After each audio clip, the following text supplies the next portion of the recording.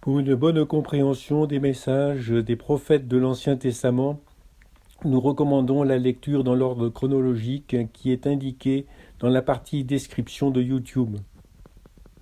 Aujourd'hui, nous lirons le message du livre de Zacharie. Les prophètes Zacharie et Agé exercent leur ministère ensemble pendant 1 mois et donnent des prophéties similaires. Le livre de Zacharie n'est pas facile à comprendre. Il est composé de prophéties apocalyptiques. Pour décrire des événements dans un futur lointain, Dieu transmet des images et des symboles tels que nous les voyons dans les livres de l'Apocalypse, d'Ézéchiel et de Daniel. Comment décrire par exemple une station spatiale à quelqu'un qui a vécu 1000 ans auparavant? Alors qu'Agé traite des problèmes qui lui sont contemporains, les messages de Zacharie parlent de l'avenir. Zacharie est un sacrificateur, aussi bien qu'un prophète. Les 400 années suivantes, Dieu ne donnera plus sa parole par les prophètes, afin que les sacrificateurs prennent plus d'importance. Le livre de Zacharie se divise en 2 parties. Les 8 premiers chapitres traitent de la situation d'Israël. Il leur rappelle qu'ignorer les prophètes provoque la déportation comme ce fut pour leurs ancêtres déportés vers Babylone. Les anges sont présents dans les messages reçus par Zacharie. Une période de paix mondiale va permettre aux Juifs de faire construire le temple.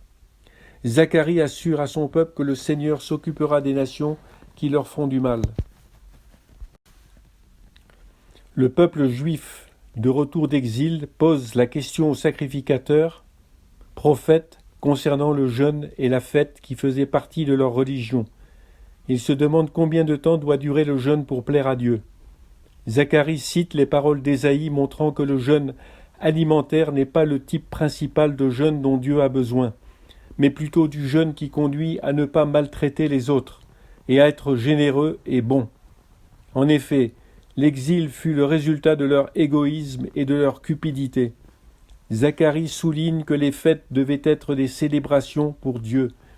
Il cherche à leur donner une vision missionnaire.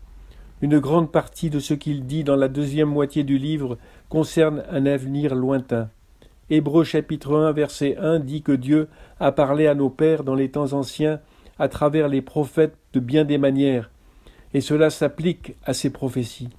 Elles sont comme les pièces d'un puzzle.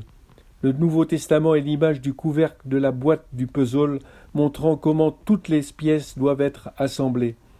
Zacharie présente par exemple celle d'un roi monté sur un âne, qui décrit manifestement Jésus. Finalement, toutes les nations enverront des représentants en Israël pour célébrer la fête des tabernacles.